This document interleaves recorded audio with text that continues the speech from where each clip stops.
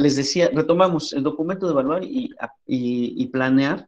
Es un documento que ya tiene algunos ayeres, estamos hablando del 2017, y va a reforzar esta parte de la función docente. Yo aquí quiero hacer, antes de comenzar, quisiera hacer la invitación a todos los presentes a que dominen su asignatura, dominen su enfoque de su asignatura, dominen todos sus planes y programas, no importa, por ejemplo, en el caso de la asignatura de español, no importa que en este ciclo escolar tú estés dando primero de secundaria y pues por eso no tienes que estudiar lo que viene en segundo o en tercero. Ya va a ser tu responsabilidad de que así tú domines tanto los contenidos como los propósitos, el plan y programa 2011, el plan y programa 2017, es el perfil de egreso, las competencias para la vida. Y bueno, en este caso, lo que es este documento de evaluar y aprender. Nosotros les vamos a mandar un video que ya está grabado de evaluación formativa, ¿sale? Y va a complementar esto. De hecho, en este documento está el resumen de las 5 antologías de evaluación formativa. Y bueno, cuando nosotros hablamos de evaluación, debemos de pensar en la organización que hacemos nosotros los docentes y la parte fundamental que juega una evaluación. Tanto las estrategias didácticas que yo selecciono como las estrategias de evaluación van de la mano. Si no contemplo en mi planeación la evaluación con un enfoque formativo, pues entonces de nada sirve que me haya sentado a organizar actividades, a ver mis recursos, ver mis espacios, porque ese elemento que es fundamental como es la evaluación, va a tener un propósito muy definido, ¿sale? Entonces, el diseño de la evaluación, el diseño de la planeación y evaluación va a tener ciertos enfoques. Uno de ellos es el visualizar ciertas situaciones que sean lo más auténticas a la realidad que está viviendo un estudiante, un alumno, una alumna, acorde a donde está el contexto, donde está situada mi escuela. De igual manera, debe tener un enfoque preventivo, ¿sí? Debemos de pensar en esta organización llamada planeación, debemos de considerar ciertos aspectos. Sí, vamos a comenzar con la primera diapositiva, maestra Dulce, por favor. Eh, para planear la enseñanza y el aprendizaje, que es el primer subtema. Para comprender esta parte de la planeación, vamos a dar respuesta a algunas cuestiones. Una de ellas es en qué consiste la planeación del proceso educativo. Eh, el proceso de la planeación en sí está en la organización de las actividades de enseñanza, en el diseño de todas aquellas acciones de enseñanza y aprendizaje. Ya cuando hablamos de enseñanza y aprendizaje estamos contemplando a dos personajes, a dos actores, que son el alumno o los estudiantes y la práctica educativa del docente. Y en ese diseño de las acciones y en ese diseño de actividades, yo le voy a dar una periodicidad, ¿sí? Puede ser de un día, como un plan clase, puede ser de una semana, puede ser mensual, puede ser de un trimestre, puede ser de un semestre, puede ser de todo el ciclo escolar, dependiendo la misma organización personal. Y la planeación va a tener un propósito definido. ¿Cuál va a ser este? Asegurar que mis actividades de aprendizaje sean coherentes con las intenciones didácticas que yo tengo como docente. La planeación va a expresar la propuesta que yo estoy haciendo de manera pedagógica, de manera general, y bueno, tiene ciertas condiciones. Cuando yo me siento a planear, yo debo de preguntarme qué quiero o qué espero que mis alumnos aprendan. De igual manera, el cómo, mediante qué estrategia voy a favorecer el aprendizaje y en qué momento voy a realizar cada acción. Y ahí es lo que decía hace un momento de la periodicidad. En un momento determinado, en un día, en una semana, en un mes, en un trimestre, en un semestre, en un año. Y bueno, ahí es donde el maestro empieza toda esa logística de seleccionar desde los materiales, desde los recursos, desde la metodología, desde las estrategias, desde las técnicas e instrumentos de evaluación y las va organizando de manera sistemática. Cuando nosotros planeamos, debemos de contemplar esta parte que comenzamos, que es la esencia de este documento, la evaluación, ¿sí? Porque la evaluación me va a servir no nada más para recoger datos, sino me va a servir para hacer una reflexión de mi misma práctica educativa, ¿sale? Esa es la primera cuestión que debemos de contestarnos. ¿En qué consiste la planeación? En eso, en darle un orden lógico a mi actuar y a mi, ¿cómo se llama? A la organización de todas mis acciones que voy a llevar al aula con mis estudiantes. Ahora, ¿qué ventajas aporta al docente el planear una ruta de trabajo? Cuando nosotros planeamos, vamos a unificar todos estos elementos que ya ahorita acabo de mencionar. Y cuando sistematizamos todos estos elementos, esa ruta se va a convertir en una guía. Esa guía, esa guía me va a permitir darle un orden a esas series de acciones antes del proceso, durante el proceso y al final del proceso educativo que yo estoy llevando a cabo. Si pasamos la siguiente diapositiva, maestra Dulce, y ahorita regresamos a esas cuestiones. Dentro de las ventajas que tenemos en la planeación están las que ustedes ven en pantalla.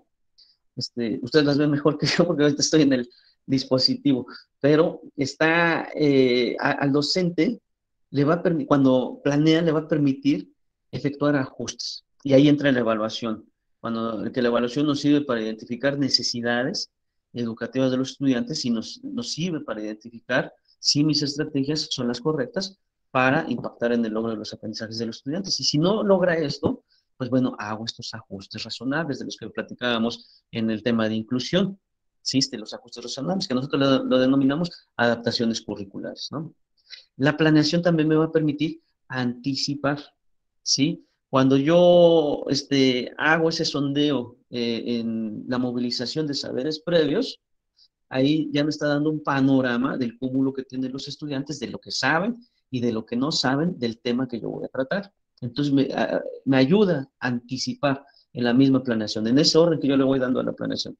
De igual manera, me ayuda a tomar decisiones. Cuando yo hablaba hace un momento de que la evaluación me sirve para identificar necesidades y de igual manera si el impacto de mis estrategias está viéndose reflejado en el logro de los estudiantes o no, bueno, me va a ayudar a tomar decisiones oportunas. Y si hay necesidades, entonces me regreso al primer punto que hablamos, a efectuar algunos ajustes. De igual manera, planear me va a permitir como docente organizar todas mis ideas. Yo soy el experto en la materia. Yo soy la persona que sabe sobre la asignatura. Tengo mi experiencia, tengo mi formación docente y ahora lo único que tengo que hacer es organizar un todo en un plan. ¿Sale? De igual manera, la planeación me permite establecer metas. Ahí vamos a hablar de periodicidad. Cuando yo quiero alcanzar este logro, ¿no? Hablemos de una temática nada más o de varias temáticas. En el caso de español, por ejemplo, nosotros trabajamos por ámbitos y cada ámbito tiene 3 proyectos y a lo largo del ciclo escolar tenemos los 3 periodos y bueno, repartimos esos ámbitos, ese número de proyectos en un número determinado, en un lapso determinado y bueno, ahí podemos poner metas a corto plazo por cada proyecto, por ejemplo.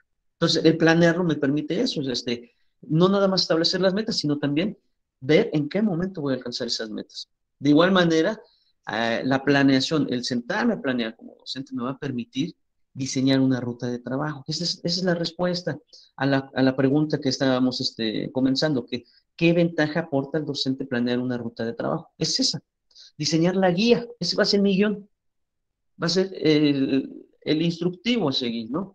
Lógicamente no va a ser como un instructivo al pie de la letra, porque una planeación es dinámica y es flexible, pero sí me va a establecer la guía que yo debo de seguir. Y de igual manera, el planear me va a permitir hacer un análisis y hacer una reflexión de mi práctica educativa. ¿Sale? Maestra, nos regresamos a la diapositiva anterior para las cuestiones. Entonces, en resumen, las ventajas de planear va a demandar la experiencia que tengo yo en mis años de servicio el conocimiento que tengo yo de mi asignatura, y este ejercicio que hago de sentarme a planear me va a llevar a algo, a otro ejercicio que requiere de análisis, que requiere de sentarme a estudiar, que requiere de sentarme a investigar, que requiere de sentarme a analizar, que requiere de echar a andar mi creatividad, que requiere de que yo proponga y diversifique todas mis estrategias que tengo, estrategias didácticas, a partir de algo, de lo que hemos estado hablando en estos días. Ayer hablábamos en consejos escolares de participación social que cada comité, para hacer su plan, se tenía que basar en su diagnóstico. En nuestro programa escolar de mejora continua, nosotros nos basamos en un diagnóstico. Pues el docente, a partir de su diagnóstico, pone en marcha esto que acabo de decir: investigar, analizar, sintetizar, relacionar, imaginar, proponer, seleccionar, todo eso con base en las necesidades que ha identificado en sus estudiantes desde el primer momento, a partir de un diagnóstico. ¿Sale? Bueno, vamos con la siguiente pregunta. ¿Cuáles son los factores que a considerar en el diseño de la planeación? Avanzamos, maestra Dulce, porfa, a la siguiente, a la siguiente. Ahí vienen los factores. Bueno, nosotros, al sentarnos a planear, debemos de contemplar ciertas características, ciertos factores. No nos mandamos solos. Una cosa es que los planes y programas sean dinámicos, sean flexibles, y otra que no los considere. Por eso, para dar respuesta a esta pregunta, dice, ¿cuáles son los factores a considerar en el diseño de la planeación? Bueno, yo debo contemplar lo que vemos ahí en pantalla. Los primeros 4 son elementos curriculares, ¿sí? Es decir, lo que viene establecido en el plan y programa de estudio. ¿Qué voy a contemplar? El enfoque didáctico. Cada uno de ustedes debe de saber su enfoque, ¿sí? No sé, hablando de la asignatura de español, lo que nosotros, el enfoque de nuestra asignatura es comunicativo y funcional a partir de las prácticas sociales del lenguaje. Yo debo de considerar el enfoque didáctico de mi asignatura. Por ejemplo, en matemáticas es la resolución de problemas. Por ejemplo, en ciencias es desarrollar una formación científica para tratar de explicar los fenómenos naturales. Por ejemplo, el enfoque de historia es esa facultad de tener noción de espacio y tiempo. Por ejemplo, en geografía, de igual manera, tener esa noción de tiempo.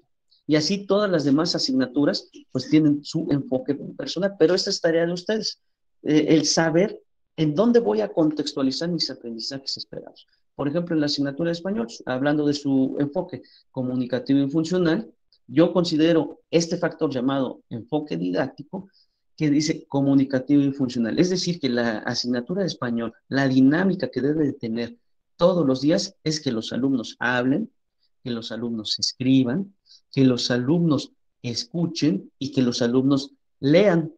Y así debe ser la dinámica todos los días. Cuando ellos se forman un hábito de esa dinámica, seguramente este enfoque didáctico va a impactar no nada más en la asignatura de español, sino en todas las demás asignaturas. ¿Por qué? Porque están desarrollando esas macro habilidades de comunicación, que es, en resumen, el enfoque de la asignatura de español. En matemáticas dice resolución de problemas, de igual manera debe tener esa dinámica, no de presentarle problemas matemáticas, sino que realmente se contextualice esa resolución de problemas en el aprendizaje esperado. Bueno, el segundo factor son los aprendizajes esperados, precisamente. Los alumnos ya vienen con un cúmulo de saberes desde su formación de educación básica, de educación inicial, preescolar, primaria, y en nuestro caso cuando lo recibimos en secundaria. Bueno, los alumnos han aprendido algo en cada periodo escolar. Esto que he aprendido son indicadores de logro, y es lo que yo debo de considerar. Y esto de los aprendizajes esperados también lo puedo detectar en mi diagnóstico, ¿sí? Todos esos saberes que ya tienen los estudiantes, lo puedo poner como indicador de logro, pero también es el que espero que ellos aprendan a partir de. ¿sí? ¿Qué espero que ellos aprendan? El tercer factor que debo de considerar en mi planeación son los contenidos establecidos en los programas de estudio. Ya está la currícula establecida y les decía que esta currícula pues es dinámica, es flexible, los planes y programas son flexibles. ¿Qué tiene que hacer el maestro? Pues seleccionar los contenidos que le van a servir a él o a ella. Y estos contenidos pues deben de tener un orden lógico y cronológico que le va a ir permitiendo al docente verificar el logro de sus aprendizajes esperados a partir de los indicadores de cada nivel que ha cursado o en el que está cursando, a partir del nivel de educación inicial, a partir del nivel de preescolar, a partir del nivel de primaria, a partir del nivel de secundaria. Y otro factor que debemos de considerar en el diseño de la planeación son los momentos y tipos de evaluación. Este es el tema en sí que refuerza esta parte, evaluar y planear, que vienen de la mano. El otro factor es la evaluación. La evaluación debe ser formativa. Los momentos en que yo voy a evaluar. ¿Cuándo evaluamos? Al inicio del ciclo escolar, al inicio de un proyecto, al inicio de una planeación, al inicio de una secuencia didáctica, al inicio de un periodo. Y bueno, en este proceso, durante el ciclo escolar y en los momentos que yo determine, nosotros estamos evaluando permanentemente al inicio, durante y al final de un proceso educativo. ¿Sí? Es decir, de la misma clase, ahí yo voy a determinar los momentos de evaluación. Y los tipos de evaluación va en otro sentido, que ahorita vamos a retomar. Bueno, vamos con otros factores. Estos factores, los cuatro anteriores que acabo de mencionar, son factores que pertenecen a los elementos curriculares. Esto no debe de faltar en tu planeación didáctica, en tu secuencia didáctica, en tu plan de clase, lo que tú estés llevando. Los siguientes factores son el diagnóstico, pertenecen al diagnóstico. ¿Qué debo de contemplar en mi diagnóstico? Nosotros hacemos valoraciones cada vez que iniciamos algo. El diagnóstico no lo debemos de confundir que nada más lo vamos a hacer al inicio del ciclo escolar. No, nosotros constantemente estamos haciendo diagnósticos. En la misma clase, cuando nosotros empezamos la clase y hacemos esa movilización de saberes previos, estamos diagnosticando. De igual manera, en el proceso también estamos diagnosticando. Por eso el diagnóstico no lo tenemos que ver como una valoración nada más al inicio del ciclo escolar, ¿sale? Porque el diagnóstico que estamos haciendo de manera permanente va a ir enriqueciendo la información que yo voy recogiendo, ¿sí? Y a partir de esta evaluación diagnóstica, nosotros vamos a obtener información de qué tipo, de las necesidades de los estudiantes, ¿sí? Y estas necesidades de los estudiantes pueden ser de factores tanto internos o factores externos que están impactando en su desempeño escolar. De igual manera, ¿qué información yo puedo obtener a través del diagnóstico? La diversidad en las formas de aprender, es decir, los ritmos y estilos de aprendizaje, ¿sale? Los ritmos y estilos de aprendizaje. Esto normalmente lo hacemos al inicio del ciclo escolar, pero nada más se queda en el papel, ¿sí? Si nosotros explotáramos esta parte del diagnóstico, sabríamos que el niño Ulises es de lento aprendizaje, en el diseño de mis acciones, pues le voy a bajar dos, tres rayitas a mi nivel como docente para que el niño Ulises, que es de lento aprendizaje, pues logre valga la redundancia, su aprendizaje, porque para eso es este diagnóstico, para conocer esa diversidad de ritmos y estilos en los que aprenden mis alumnos. A final de cuentas van a aprender, ¿sí? El que sea lento no quiere decir que no aprenda. Y de igual manera, el diagnóstico me va a servir para saber los intereses y las motivaciones que tengo ahora a nivel global de mi grupo, ¿sale? Bueno, estos son tres factores que debo yo de considerar. Repetimos, los primeros son aspectos curriculares, los siguientes tres que acabamos de mencionar son factores del diagnóstico y ahora vamos con los siguientes factores que yo debo de contemplar en el diseño y en la planeación de mis actividades. Estas características, yo debo de contemplar, ahora sí, voy a definir el cómo voy a trabajar yo como docente. Y ahí empieza el coco del maestro, poner a funcionar su imaginación. Es decir, Con base en todo lo anterior, ahora yo voy a seleccionar la metodología de trabajo.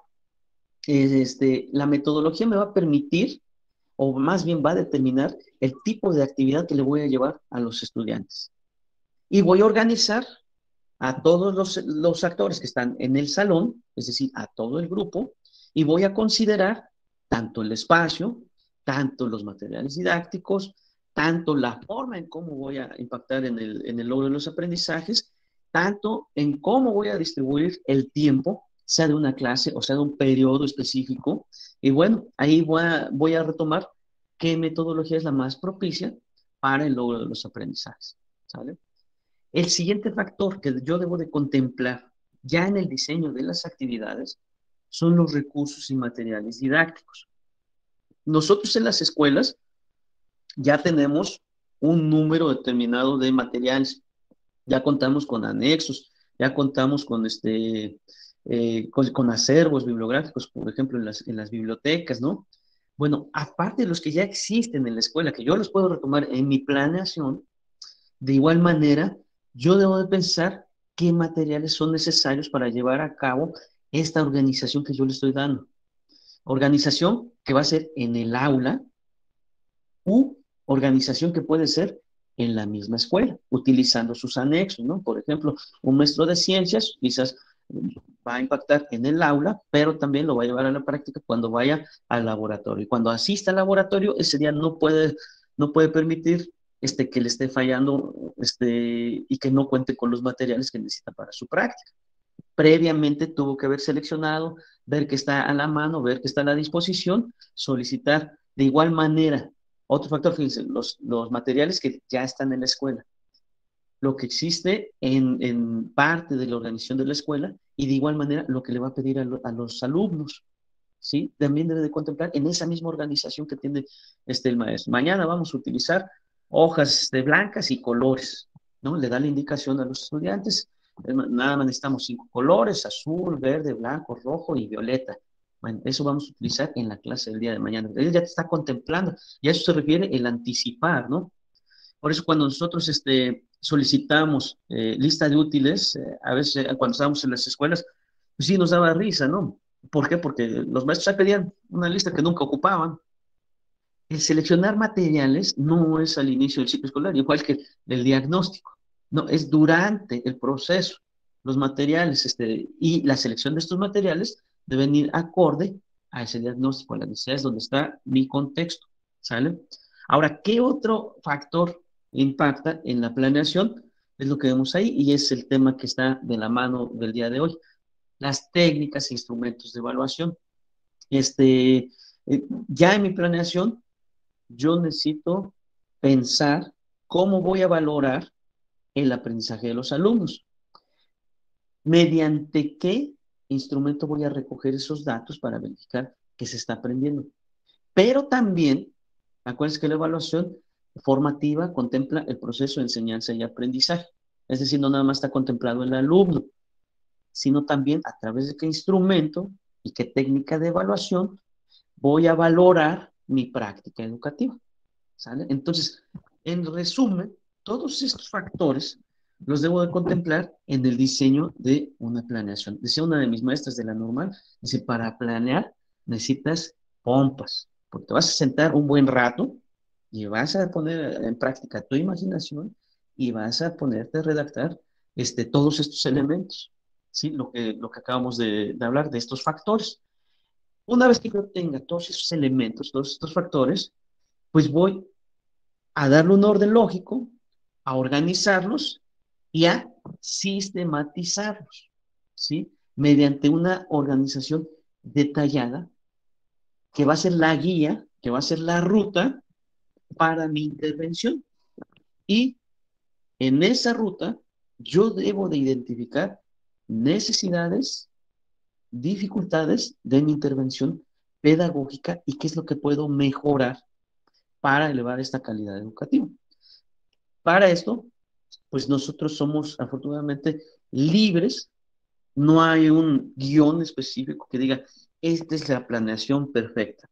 Apenas estuvimos en unas academias y los compañeros decían, que les diéramos un formato, la planeación era su preocupación.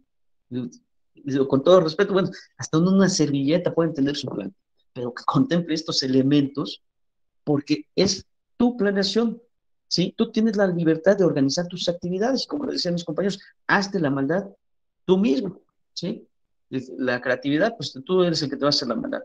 ¿Vas a hacer una planeación pobre o vas a realmente a contemplar todos esos elementos que tienen esas dos funciones? Uno es identificar necesidades de los aprendizajes de los estudiantes, otra es y verificar si lograron los aprendizajes, y la otra es hacer una reflexión y un análisis de mi práctica educativa. Bueno, vamos con la siguiente semestre, Dulce, por favor. Para la elaboración de la planeación del aprendizaje, nosotros, como ya mencioné, vamos a poner en práctica lo que son conocimientos y habilidades que yo ya tengo en mi actuar diario. Ahí voy a poner en juego mi experiencia y mi creatividad, lo que decía que nosotros tenemos la libertad de seleccionar todos estos factores, ¿sí? Contemplar todos esos factores. Y para llevar a cabo esa planeación, nosotros debemos de considerar los siguientes aspectos que ustedes ven en pantalla, ¿sí? La planificación va a partir de la realidad que nosotros estamos viviendo en el aula. Lo que decíamos ayer, les llamábamos en reglamentos escolares, en ese microsistema llamado aula. ¿Qué debo de contemplar yo? Definir momentos de comunicación de logros. Esto tiene mucho que ver con la quinta antología de evaluación formativa, la comunicación de logros. En esa libertad de diseñar mi plan, yo puedo hacer cortes y yo puedo seleccionar cuándo voy a comunicar los logros. Yo no hay un instructivo que me diga, solamente cuando van a firmar boleta los papás, ahí yo voy a comunicar los logros. No. Eh, en este ejercicio de planificación, yo defino los momentos. ¿Y cuando yo comunico los logros? Pues al terminar la clase, puede ser, al terminar un proyecto, en la misma realimentación del proceso, cuando van a firmar boletas, por supuesto, los papás, cuando terminamos el nivel educativo o en los 3 momentos de evaluación, ¿sale? Bueno, pero eso el maestro lo debe contemplar en su misma planeación, ¿sale? Bueno, ¿qué más debo de contemplar? ¿Cómo voy a incorporar los distintos momentos y fases de evaluación formativa? ¿Cómo voy a incorporar los momentos? ¿Cuáles momentos? Al inicio, en el proceso y al final de una secuencia, de una planeación, de un proyecto, de un periodo. Yo debo contemplar esta parte. Y nuevamente repito, tú tienes la libertad de hacer esa organización. De igual manera, al planear el trabajo en ese microsistema llamado aula, nosotros debemos, con esa selección de datos que estamos recogiendo a través de la evaluación, yo debo de analizar los resultados de los procesos de enseñanza y aprendizaje. Otra vez me hacen énfasis, enseñanza y aprendizaje. Debo analizar la información de cómo están aprendiendo mis alumnos y cómo es mi práctica educativa como docente. ¿Sale? Para eso me sirve este ejercicio de planear y de recoger esos datos a través de instrumentos específicos.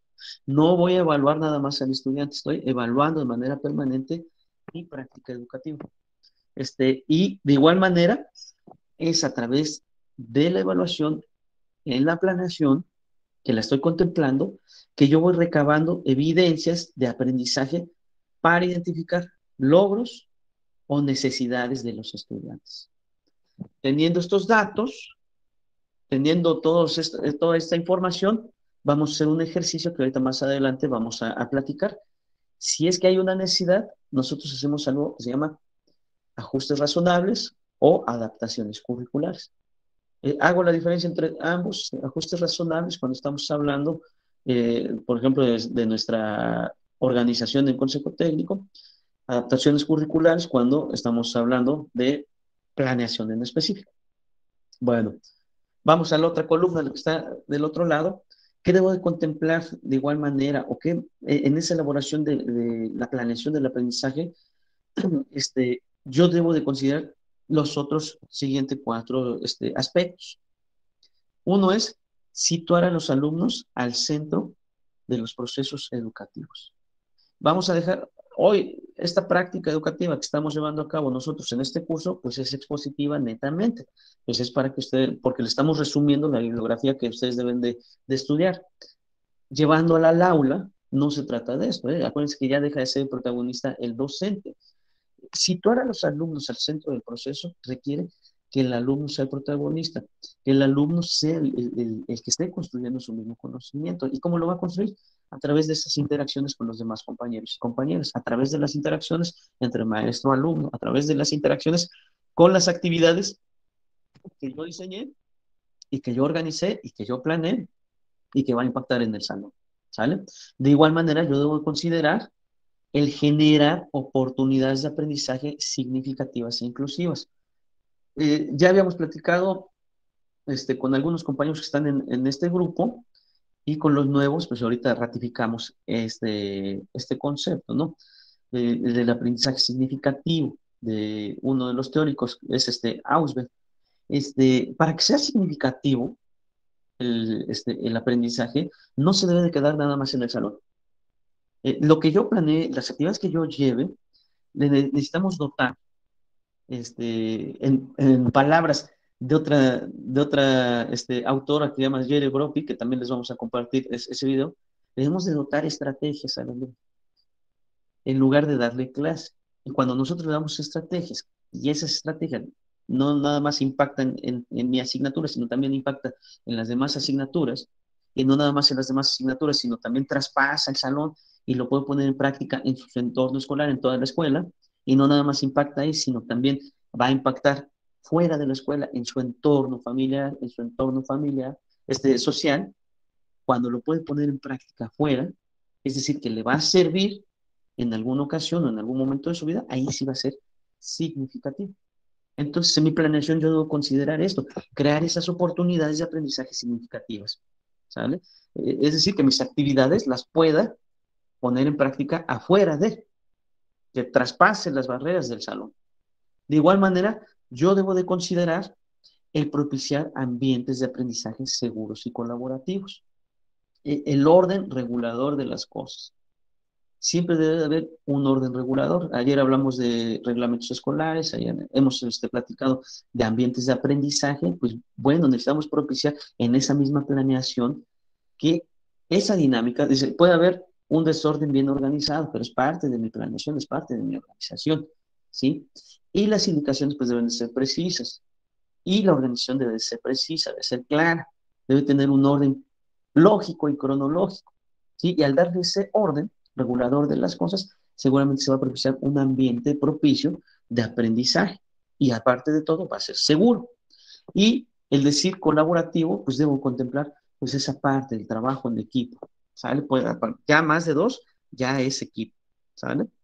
Bueno, vamos con el siguiente aspecto a considerar, que es asumir, el anterior me está todavía falta uno, el asumir el papel de mediador más que de instructor. Lo que les decía hace un rato, pues él ya deja de ser esta parte de nada más ser el expositor de la clase. Repito, el día de hoy, pues estamos resumiendo la bibliografía y va a ser netamente expositiva para ustedes, porque ya es el resumen y ustedes ya lo repasan.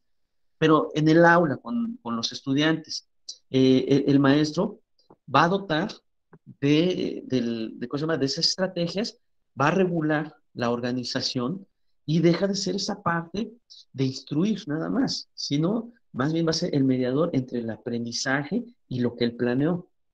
Y va a verificar en ese proceso que realmente se esté aprendiendo. ¿Sale? Todos estos elementos, estos 8 elementos, los debo de considerar en la planeación en mi microsistema llamado aula. Para que estos elementos se incorporen, pues yo debo echar mano de lo siguiente, de mi experiencia, y esa experiencia lo debo llevar a algo que ni siquiera está de moda, ahorita lo retomaron en este ciclo escolar. Esto tiene desde el 2017 esta antología y todavía tiene más ayeres, ¿eh? Es algo que llamamos, esa experiencia la debemos de llevar a un aprendizaje situado. Lo que digo es muy parecido al aprendizaje significativo, ¿no? Me va a servir en determinado momento, en determinada situación, ¿sale? Yo debo de contemplar en la organización de mis actividades la calidad y no la cantidad, ¿sí? Por eso yo soy libre de seleccionar mis contenidos que están en el plan de programas. Y a veces nos preocupamos más por terminar mi plan y programa que por la calidad. Para algo sirven esas fichas descriptivas que nos rechocan en cada consejo, ¿no? Porque a lo mejor en este ciclo escolar no alcancé a terminar mi plan y programa, pero los temas que yo seleccioné fueron de calidad y no de cantidad, ¿sale? Bueno, yo también debo de valorar situaciones auténticas, lo que va a poner en práctica, no nada más puros conceptos, ¿sí? Porque si fueran nada más conceptos, pues nada más haríamos puros exámenes y sería el instrumento de evaluación que ocuparía, puro examen, puro examen, puro examen. Y bueno, de conocimientos tienes 10, pero en la vida diaria tienes cero. Por ejemplo, formación cívica y ética. Ese, en el examen tiene puro 10, pero el niño Ulises es bien pelado y cuando está en la ceremonia falta el respeto, anda gritando, anda desordenando, etc. En el examen tiene 10, pero en la práctica tiene cero. Por eso yo debo de contemplar la evaluación en situaciones auténticas. Y cuando yo valoro esta parte, que es más cualitativa, a través de instrumentos de técnicas, perdón, de observación. Y en esas técnicas hay instrumentos precisos para valorar, ¿sale? De igual manera, yo debo de contemplar que mis actividades sean un reto, es decir, la solución de problemas. Hago la analogía siempre de un videojuego. ¿Qué pasa cuando un niño, un adolescente está jugando un videojuego? Pasa al siguiente nivel. En el siguiente nivel viene un reto. Y él sigue jugando y a lo mejor lo matan o no concluye y lo vuelve a intentar y hasta que pasa al siguiente nivel. El pasar a ese otro nivel le lleva a él otro reto. Y así a lo mejor son 8 niveles y así va de nivel en nivel. ¿Qué pasa cuando llega al nivel 8 y terminó el juego? Adiós juego, hasta ahí se terminó porque ya le aburre. Ya no hay un reto, ya no hay un reto. Entonces, el maestro debe pensar así, en esa parte creativa que tiene acá, en esa resolución de problemas, debe de aprender, más bien debe de organizar sus actividades para que el alumno aprenda a través de la resolución de problemas de manera dinámica. Y de igual manera, debe de aprender en la solución de errores. Y este aprendizaje lo debe de contextualizar en distintas situaciones. Ahí sí va a ser significativo. De igual manera, debe de contemplar la relación que tienen sus contenidos con otras asignaturas. Ya estamos hablando de la transversalidad. Hace un rato puse un ejemplo de español. Si los maestros de español generaran estas macrohabilidades, su enfoque, su propio enfoque, que es este comunicativo funcional, si los maestros crearan un hábito y todos los días su dinámica fuera, vamos a leer y al leer están escuchando, y después de leer hago preguntas y vamos a escribir, y después cuando escribimos todavía vamos a socializar, y ahí es cuando hablamos, y están las 4 habilidades: leer, escribir, hablar y escuchar. Si lo sistematizamos, que todos los días hagan esa dinámica, se va a crear un hábito, ¿sí? Y cuando crean ese hábito, seguramente esto va a repercutir en las otras asignaturas.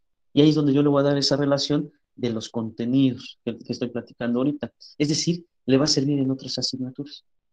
¿Sí? Va a tener una relación con todas las demás asignaturas.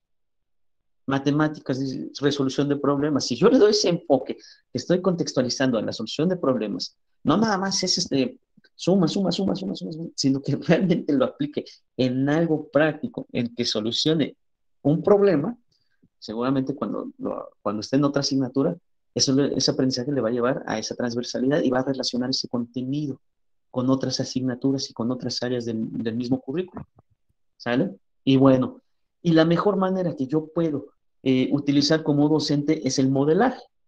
No voy a modelar ante todos los, ahí en la escuela, ¿no? Sino es a través de los ejemplos. Ahí es donde yo contextualizo los contenidos, dónde te va a servir, ¿sí?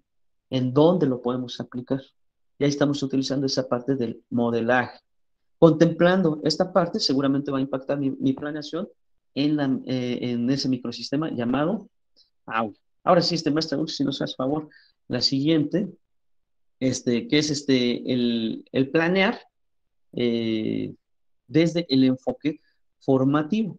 Nosotros constantemente debemos de ir reformulando algunas ideas que tenemos, porque les decía que la planeación pues es dinámica. Así, si el plan y programas es dinámico, es flexible, pues mi planeación debe ser mucho más.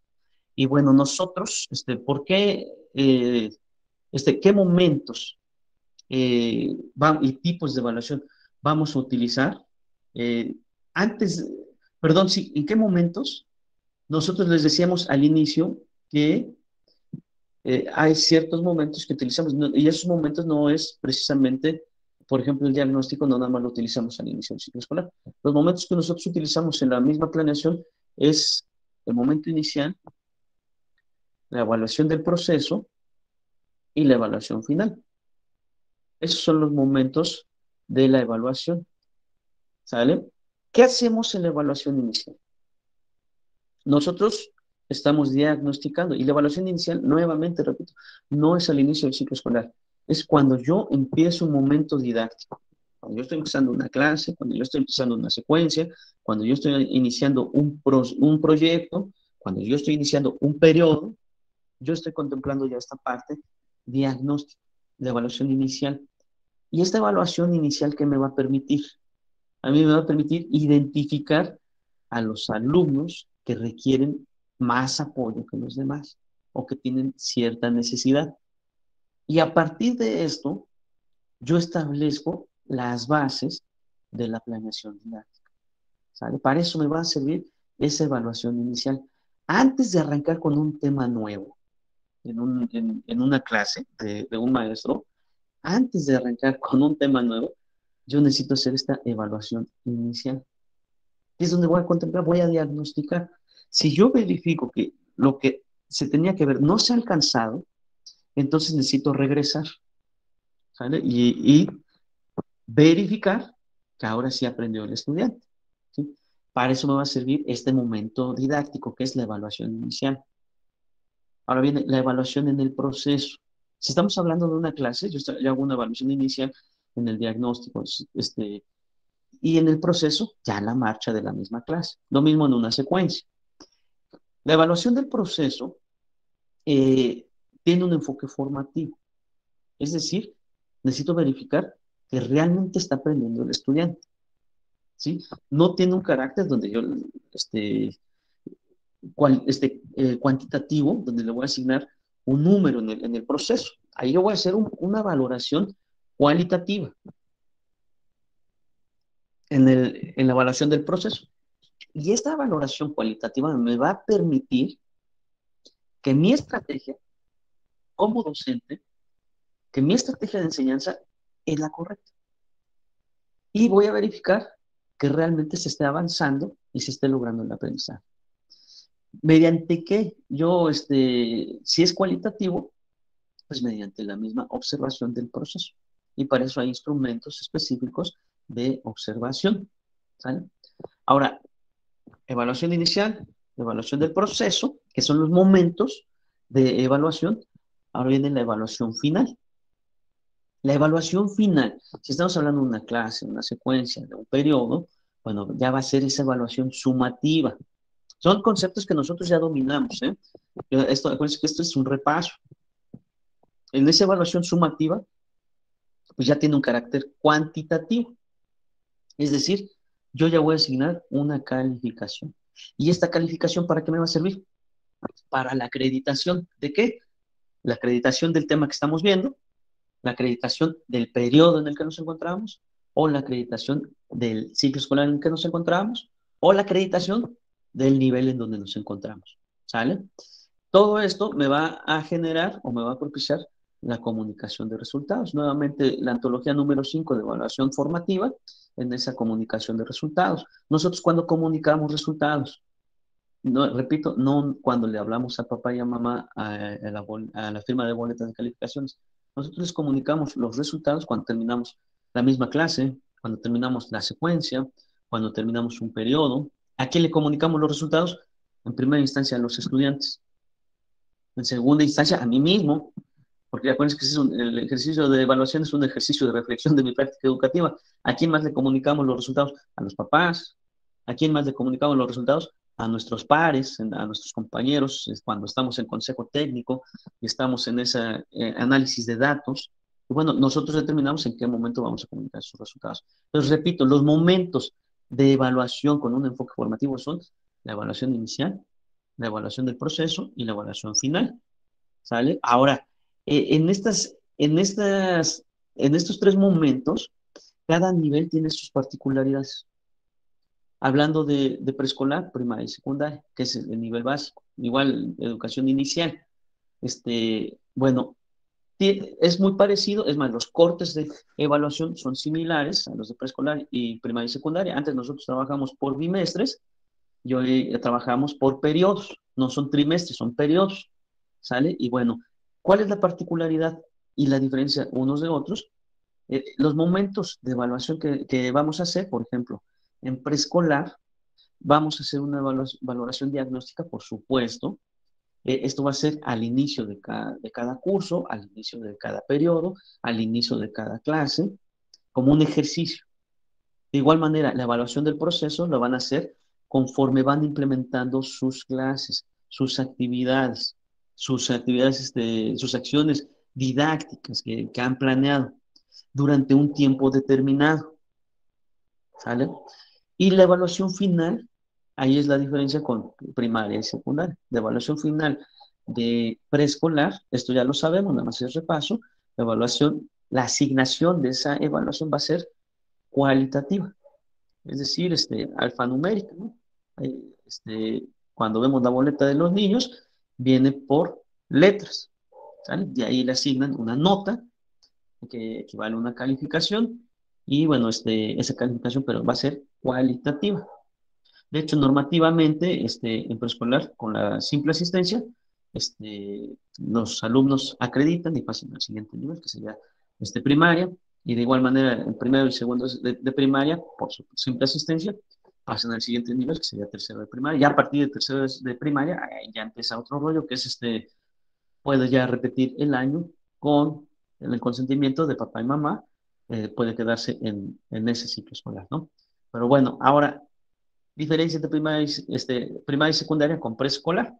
Los tres momentos, la evaluación inicial, la evaluación en el proceso y la evaluación final, también se lleva a cabo en primaria y en secundaria, ¿sí? Aquí su sistematización de esos momentos los vamos a organizar en los tres periodos durante el ciclo escolar. Y para esto el maestro tiene la libertad de diseñar su planeación en qué momento va a evaluar. Y la evaluación final ya tiene un carácter cuantitativo. Aquí sí ya les ponemos una calificación, un número. Y la calificación, con base en los acuerdos de evaluación y con base en estos cuadernillos de evaluación formativa, que son 5, que les vamos a mandar el video para que lo analicen también, y la asignación de las calificaciones son del 5 al 10, ¿sale? Y este nos va a permitir ver que los estudiantes acrediten al siguiente nivel educativo, al siguiente periodo, al siguiente, ¿cómo se llama? Ciclo escolar, etcétera. Bueno, continuamos, maestra, creo que hay un error, ¿verdad? ¿No? Dice promario, perdón. Dice otros tipos de evaluación. También nosotros tenemos otros tipos de evaluación. Los que ven en pantalla, ya lo conocemos esta información, repito, es nada más repaso. Les decía al inicio, esta antología de evaluar y planear de 2017 resume los 5 cuadernillos de evaluación. ¿Sale? Los tipos de evaluación que se deben incorporar a la planeación, acuérdense que viene evaluar y planear, vienen de la mano, son hermanitos, no puede estar el uno sin el otro, ¿eh? Viene la heteroevaluación, la coevaluación y la autoevaluación. Es decir, en la dinámica escolar de mi salón, yo debo contemplar estos tipos de evaluación. Los anteriores fueron momentos, al inicio, en el proceso y al final. Ahora, los tipos de evaluación son la heteroevaluación, la coevaluación y la autoevaluación. ¿Quiénes participan en la heteroevaluación? El docente con el alumno. Ojo, ahí que confundíamos heteroevaluación en que nada más era el docente el que asignaba una calificación, ¿no? No, acuérdense que estamos hablando del proceso de enseñanza-aprendizaje. Es decir, lo que aprende el alumno, cómo lo aprende o las dificultades que está enfrentando y mi práctica educativa, pues enseñanza-aprendizaje. Por eso la heteroevaluación están contemplados el docente y el alumno. En la coevaluación, ¿quiénes interactúan? Pues entre pares, alumno, alumno. Viene un ejercicio de reflexión entre los estudiantes, donde aprenden a valorar el proceso del desempeño de mi compañero y del mío, y este ejercicio lo llevamos de manera responsable. Lógicamente, pues el docente le debe poner y enseñar qué indicadores de logro son los que van a valorar. Y la autoevaluación, ¿quién participa? Pues el alumno, uno mismo, ¿no? El mismo alumno hace ese ejercicio de autoevaluación. ¿Para qué le sirve este ejercicio de autoevaluación? Pues para conocer y valorar los procesos de aprendizaje y mejorar su desempeño. Nosotros cuando les enseñamos este ejercicio, tanto de coevaluación como autoevaluación, estamos desarrollando una palabrita que está, bueno, no de moda, pero que utilizamos mucho los docentes, que es la metacognición. Es decir, el alumno va autorregulando su propio aprendizaje. Y es mediante este ejercicio de autoevaluación y coevaluación donde él analiza el proceso de cómo está aprendiendo. ¿Sale? Ahora, ¿cuál es el propósito de la heteroevaluación? El propósito de que se valore el cómo aprende el alumno y cómo en mi práctica educativa es contribuir a la mejora de este proceso y creando nuevas oportunidades. Y al decir creando nuevas oportunidades, si identifico necesidades, pues tengo que hacer ajustes. Y ahí es donde yo creo las oportunidades de seguir aprendiendo. Porque yo no voy a continuar al siguiente tema sin verificar que ya se haya aprendido eso. Porque en mi organización global, yo le di un orden lógico y cronológico a mi temática. Y una va a llevar a otra. ¿Sale? Entonces, para esto me sirve. Ese es el propósito, contribuir mediante la creación de nuevas oportunidades. La coevaluación, por su parte, me va a llevar a representar una oportunidad de compartir estrategias de aprendizaje con los demás compañeros. Viene ese ejercicio, ¿no?, también de análisis y de reflexión, pero entre pares. ¿Sale? Para que yo contemple estos momentos y estos tipos de evaluación, nosotros debemos de pensar en ciertas cuestiones, ¿no? En mi planeación misma, yo debo de preguntarme a mí mismo, ¿para qué voy a evaluar? ¿Qué es lo que voy a evaluar? Porque yo estoy organizando mi información y seleccionando mis contenidos, seleccionando mis materiales, seleccionando mis momentos de evaluación, seleccionando el momento didáctico, las situaciones didácticas, hasta el mismo espacio. Entonces, teniendo toda esa información, ¿qué voy a evaluar? A través y cómo voy a evaluar los instrumentos de evaluación. El cuándo, cuando distribuyo esos momentos de evaluación, ¿cuándo voy a evaluar? Al inicio, en el proceso y al final. Puede ser una secuencia didáctica y bueno, a lo mejor en una clase no estoy haciendo esa valoración, pero durante esa temporalidad de la secuencia, puede ser mi evaluación inicial, mi evaluación del proceso y mi evaluación final. La última, la evaluación final, normalmente la corroboro con un instrumento formal para corroborar que realmente se aprendió. Bueno, yo necesito determinar con qué y cuándo voy a evaluar. Eh, y una vez que yo tenga los datos, es cómo voy a analizar esos datos y para qué quiero esos datos.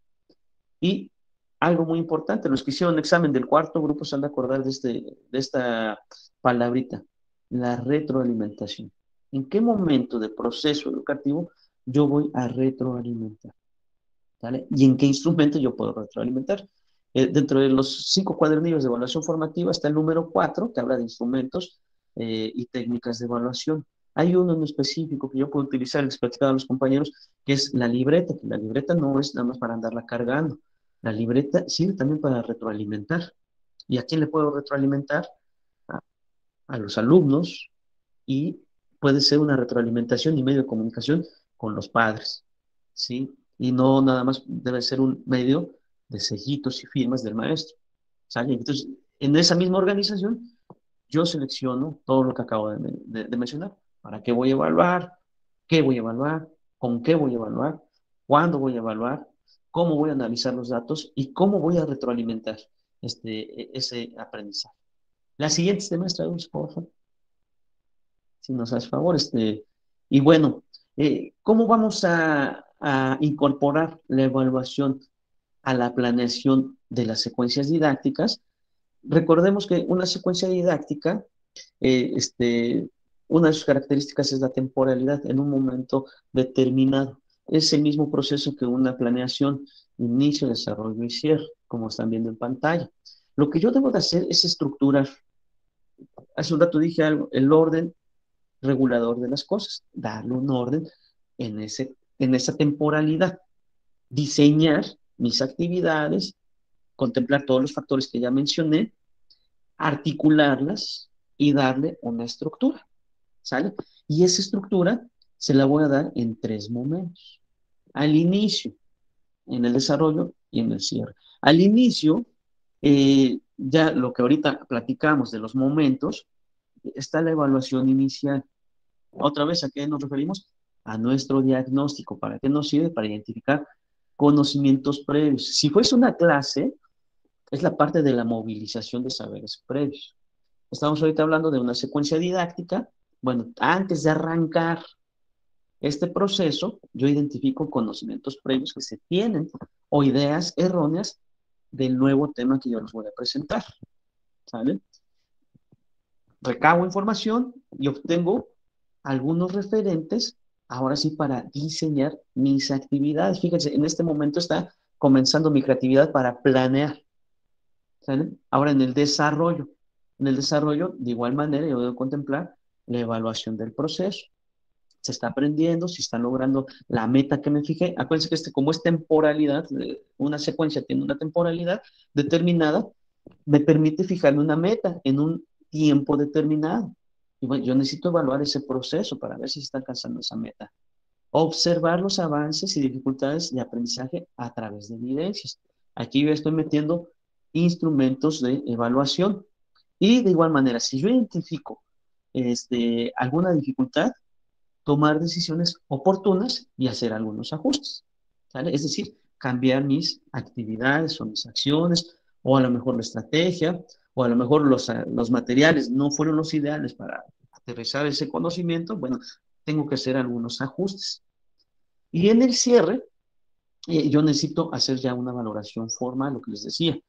Valorar si se lograron los aprendizajes esperados que se plantearon al inicio de esta situación o secuencia didáctica. Ese es el proceso de cómo voy a incorporar la evaluación en una secuencia didáctica. Repito el nombre de este tema que estamos viendo, evaluar y planear, plan 2017. ¿Sale? El planear una situación o una secuencia didáctica requiere que yo, docente, defina cómo se va a evaluar. Pues les decía que son hermanitas, no, no pueden ir separadas la planeación y la evaluación. Y yo debo de considerar los aprendizajes esperados que ya dijimos, y a partir y en función de estos, yo voy a asignar esa evaluación. Y esto va a implicar darle un sentido a la evaluación misma. ¿Sí? El darle un sentido desde cómo voy a recoger la información hasta en qué momentos voy a realimentar a mis estudiantes. Siguientes temas, por favor. Y vamos ahora con esta parte. Si yo identifico, eh, ¿cómo se llama que hay una necesidad o que hay un dilema, yo necesito hacer algún ajuste razonable. Cuando yo realmente estoy evaluando, estoy haciendo un ejercicio de reflexión de mi práctica educativa. Estoy haciendo un ejercicio de reflexión si se están logrando los aprendizajes. Estoy haciendo un ejercicio de reflexión si la meta que me fijé desde el inicio se está alcanzando. Es decir, que la evaluación de la enseñanza y el aprendizaje es primordial en mi práctica educativa. Y yo voy a definir cuándo voy a evaluar, en qué momento voy a evaluar, cuándo voy a recoger esa información y para qué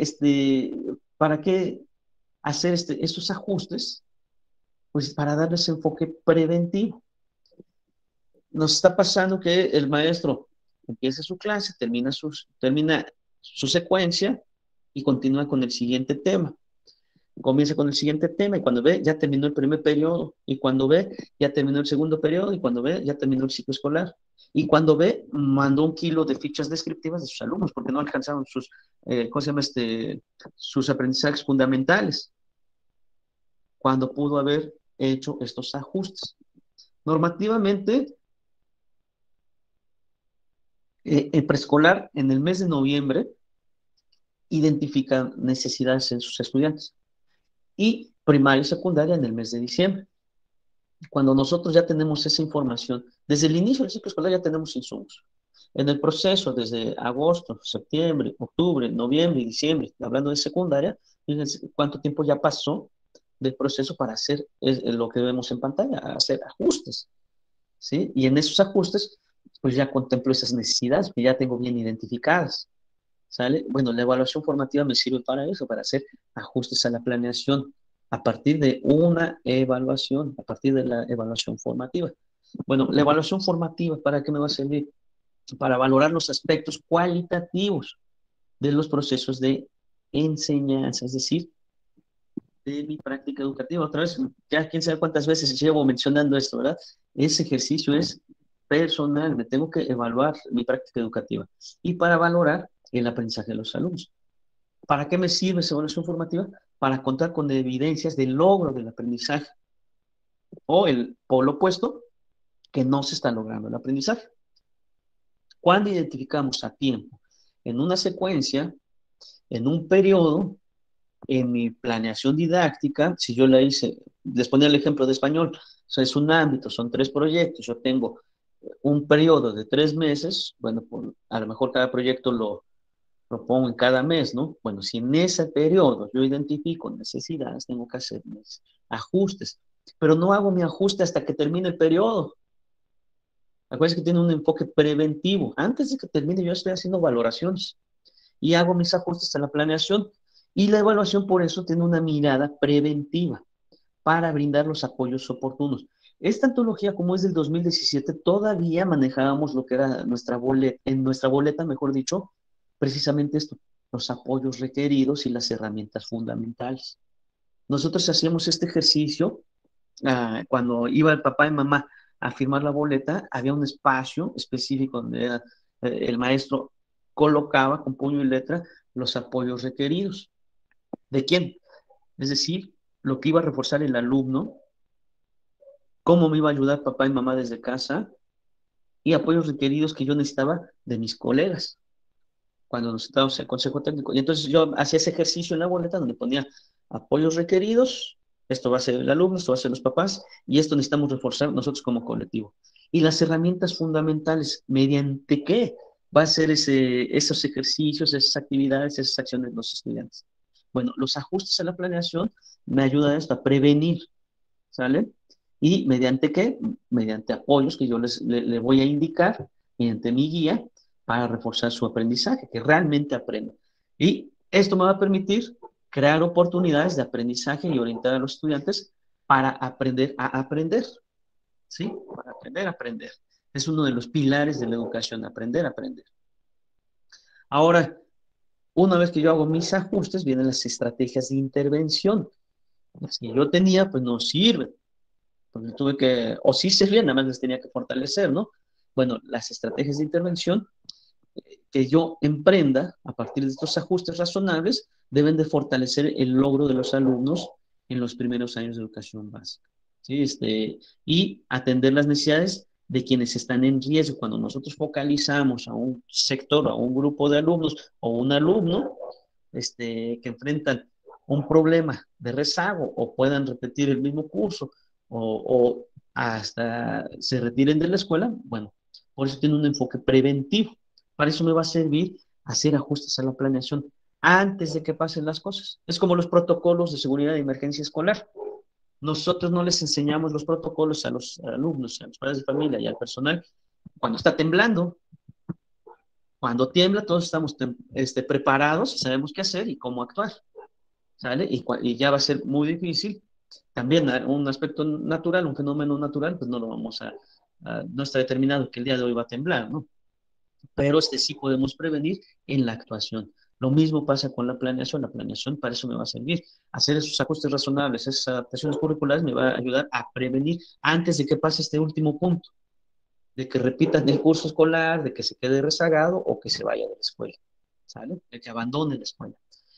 Por eso debemos atender, eh, el maestro debe tener ese ojo clínico para atender las necesidades de sus alumnos desde el inicio. Nosotros ya tenemos insumos y ahí es donde debemos de modificar la planeación una vez que se haya recabado esta información. ¿Y cómo recabamos la información? A través de una evaluación, ¿sí? Y esto me va a permitir prevenir dificultades posteriores. No lo que pasa cada ciclo escolar, que reciben al de primero. Por ejemplo, los compañeros de inglés dicen, siempre se quejan porque sus alumnos no saben inglés. Dice, es que en el nivel de secundaria ya deben de saber inglés. Pero si tú ya sabes el mal, ahora te toca poner el remedio, ¿no? El de español, igual, no sabe leer. Bueno, ya sabes el mal, ahora tú pones el remedio, ¿no? Y cuando tú pones el remedio, precisamente te ayuda a prevenir dificultades posteriores. Va a ser ilógico que yo arranque mi clase sabiendo que no sabe leer ni escribir un alumno, ¿no? Ese alumno, si lo recibo así, no hago nada, así se va a pasar los 3 años de secundaria y así lo vamos a mandar a bachiller, ¿sale? Y así va a pasar seguramente. Y va a llegar a la carrera y así va a seguir. Bueno, seguimos, maestro. Bueno, pues algunos obstáculos que enfrentan los estudiantes son los que ustedes ven en pantalla, que son, acuérdense que platicamos en inclusión que el alumno no es el problema. Viene una diversidad de estudiantes que nosotros atendemos diariamente en las escuelas y en esa diversidad cada uno aprende a su propio ritmo y cada uno aprende a su propio estilo. Y es la organización la que puede propiciar que existan barreras para el aprendizaje y la participación. Y ahora nos vamos a esa organización del maestro, que es el tema que estamos viendo el día de hoy, que es la planeación. Cuando nosotros no organizamos y no contemplamos lo que hemos platicado, seguramente se va a generar una barrera para el aprendizaje y la participación. Por eso el maestro debe de identificar de manera oportuna qué es lo que está impidiendo el aprendizaje y qué debe de contemplar el contexto escolar. Los que hicieron examen para el cuarto grupo hace unos ayeres, seguramente en su argumentación les pidieron que, que hablaran un poquito del contexto interno y externo de su escuela. Pues no nada más estudiamos para el examen, esto lo que debemos de contemplar para poder planear, ¿sí? De igual manera, debo de contemplar las situaciones familiares, conocer esa diversidad del contexto. Una cosa es la parte social, ahora vamos al entorno familiar. Y el saber quizás que es una familia nuclear o que es una familia extensa o que es una familia separada, pues bueno, eso me va a dar insumos a mí para saber que quizás ese sea el dilema de por qué se está poniendo esa barrera para el aprendizaje y la participación. El maestro debe tener ese ojo clínico de identificar dificultades y barreras para el aprendizaje y la participación. Puede observar si lo que está influyendo es el contexto social. Acuérdense que ayer platicábamos que ese contexto ya trae cierta cultura y ese cúmulo se va a ver impactado dentro de la escuela. Pues en la planeación yo contemplo esa parte, la parte de las creencias, la parte de la cultura que tienen nuestros estudiantes. De igual manera, contemplo las características personales, hablando físicamente, ideológicamente, psicológicamente, las características de cada uno de mis estudiantes. Y de igual manera contemplo lo que es el clima escolar. Esto ya contempla a la organización de la escuela, los ambientes de aprendizaje. Cuando retomamos, me gusta mucho este autor de Pan Samuels, de Escuelas Efectivas, porque nos invita siempre a organizarnos como colectivo. Y cuando nosotros nos involucramos como colectivo y nos organizamos, se está haciendo esa sinergia. Y cuando hay esa sinergia, el ambiente de aprendizaje es el más propicio.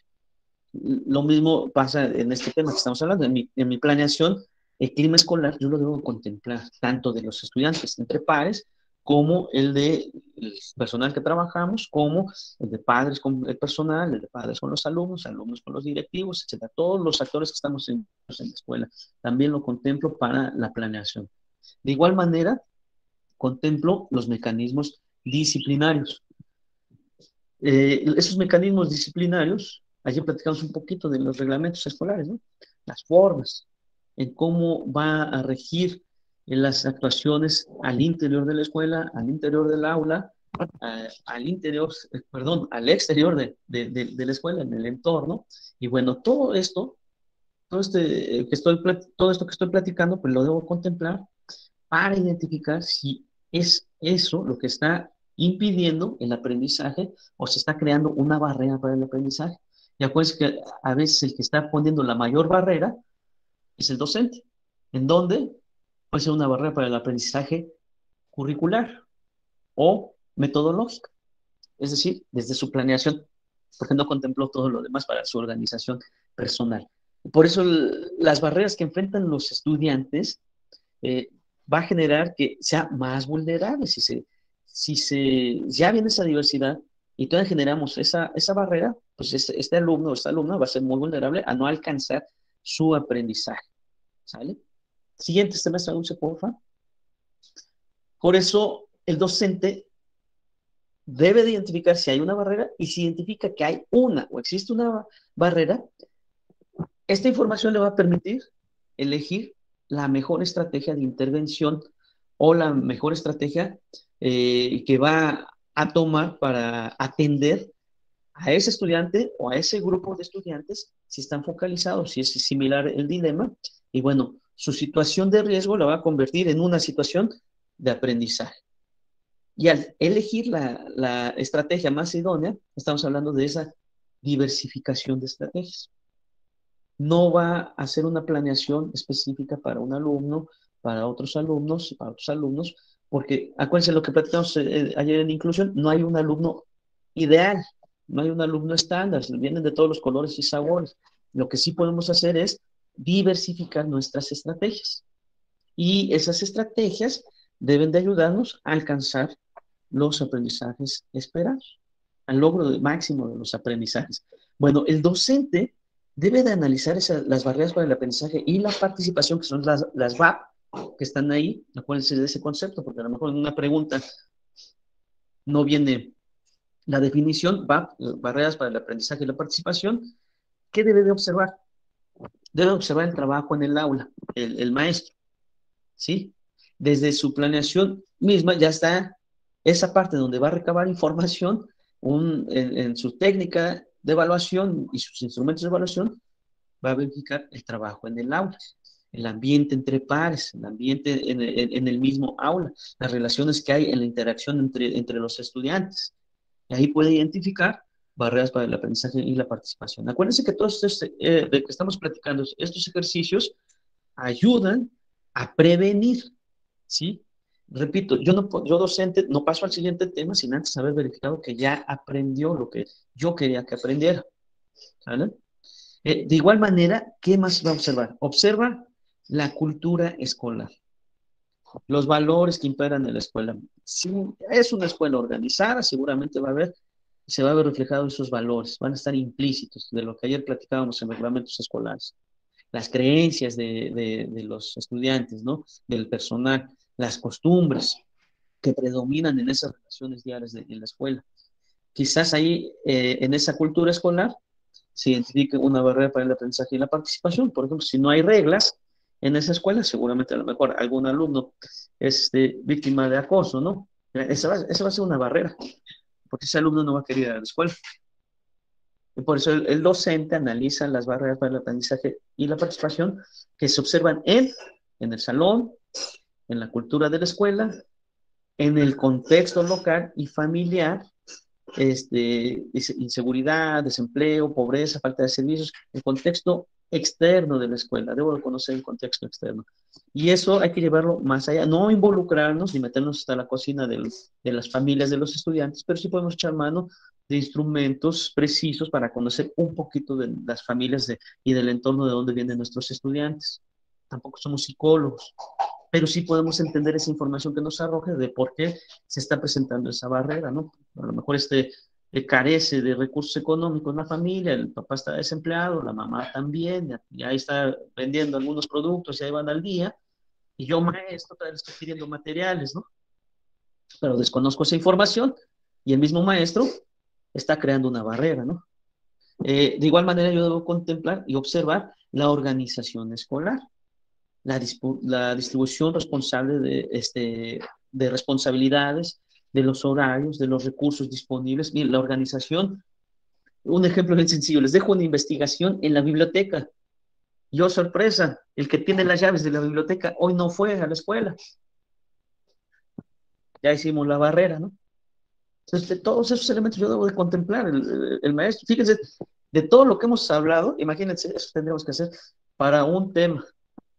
Por eso les decía de mi maestra de la normal, dice, tú necesitas pompas porque te vas a sentar a contemplar todos estos elementos, ¿sí? Y ahí vas a poner en práctica tu creatividad, ¿sí? Siguiente semestre, Dulce, por favor. Atrás, vamos a concluir este tema de evaluar y planear Plan 2017. A manera de conclusión, lo que es la planeación me sirve para valorar ese proceso de enseñanza-aprendizaje.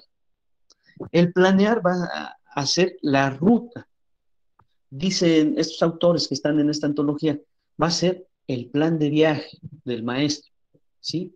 Y esta planeación, esa organización va a asegurar que las actividades que nosotros diseñamos para el trabajo en ese microsistema llamado aula tenga un propósito claro y atienda la parte curricular, es decir, los planes y programas, pero también a través de la selección de las estrategias que yo determine y los instrumentos de evaluación, pueda definir de manera anticipada todos los elementos que platicamos y realmente se logre el aprendizaje, ¿sí? Planear me va a servir para darle sentido a ese proceso de enseñanza-aprendizaje. Segunda conclusión, eh, ya contemplando la evaluación formativa, ese mismo enfoque formativo le va a dar un sentido preventivo. Y el enfoque formativo, forzosamente necesitamos hacer esa reflexión de mi actuar diario, de valorar mi desempeño y el desempeño de los estudiantes. Esto significa que nuestra propuesta de trabajo debe de ser dinámica, es decir, debe de ser flexible, porque constantemente una cosa es el guión que yo me puse que voy a hacer y otra es que ese guión realmente vaya a impactar, ¿sí? Si impacta, pues felicidades, qué bueno que a la primera lo hiciste, pero normalmente hacemos adaptaciones curriculares y por eso debe ser con un sentido preventivo para ir haciendo esas adaptaciones. La tercera conclusión es que lo que nosotros planeamos deben de ser situaciones auténticas de enseñanza. Es decir, que les sirvan realmente a los estudiantes y que impacten en el entorno donde viven. Para eso nosotros planeamos. Y la cuarta conclusión, la evaluación me va a ayudar a superar los obstáculos que se presenten en el proceso de enseñanza-aprendizaje. Ahora sí, terminamos es el análisis de este documento, que es evaluar y planear. Y bueno, en resumen, ustedes se darán cuenta, pues es un proceso complejo, porque sí requiere de mucha imaginación para los maestros. Y de igual manera, pues si nosotros lo hemos reflejado en la dinámica de un directivo, requiere también de mucha creatividad de ese directivo para organizar todo un conjunto de diversidad. Está más complicado porque ahí va a contemplar a los alumnos, al personal, a los padres de familia, hasta las mismas autoridades, ¿sale? Entonces, planear es un ejercicio de conciencia, ¿sale? Bueno, vamos con el segundo tema del día de hoy, que son el Manual de Seguridad de Emergencia Escolar, que es un tema también muy importante. Este tema seguramente van a venir muchas preguntas. Conclusión del de evaluar y planear, compañeros y compañeras, necesitan dominar al 100% su plan y programas de su asignatura, ¿eh? Ahí sí no les vamos a poder ayudar, no vamos a analizar en este curso.